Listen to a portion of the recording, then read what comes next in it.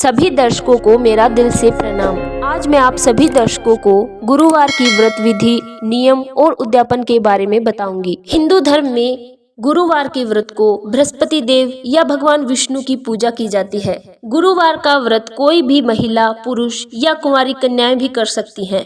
कुंवारी कन्याओं का गुरुवार के व्रत करने से उनके विवाह में आ रही बाधाएं दूर हो जाती है और घर परिवार पर आ रही सारी परेशानियां खत्म हो जाती है।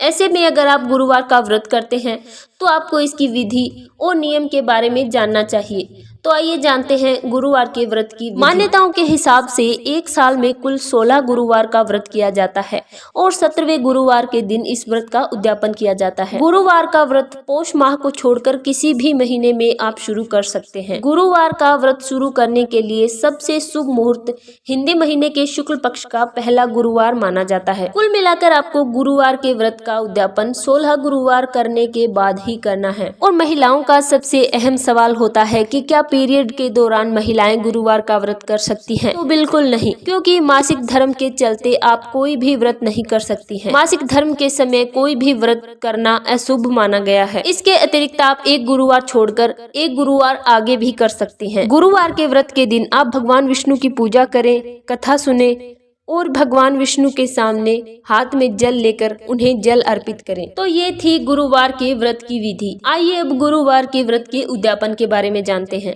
गुरुवार के व्रत के उद्यापन में चने की दाल, गुड़, हल्दी, केले, पपीता और पीले वस्त्र।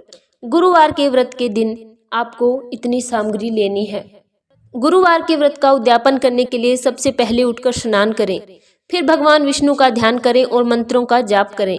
अब विष्णु जी की पूजा करें, जिसमें सबसे पहले उन्हें 5 प्रकार की पीली वस्तुएं अर्पित करें। भगवान विष्णु को गुरुवार व्रत के उद्यापन के दिन खीर का भोग लगाएं। अब हाथ में जल भरकर भगवान विष्णु जी के सामने अर्पित करें। इसके बाद आपके गुरुवार का व्रत संकल्प पूरा हो जाएगा। आखिर में केले के पेड़ की पूजा करें और गरीबों में अन्नदान करें। और सबसे महत्वपूर्ण बात कि आपने अगर केले के पेड़ में जल को अर्पित किया है तो उस दिन आपको केला नहीं खाना है। और अगर वीडियो पसंद आए तो प्लीज मेरे चैनल को सब्सक्राइब करें, वीडियो को लाइक करें। धन्यवाद।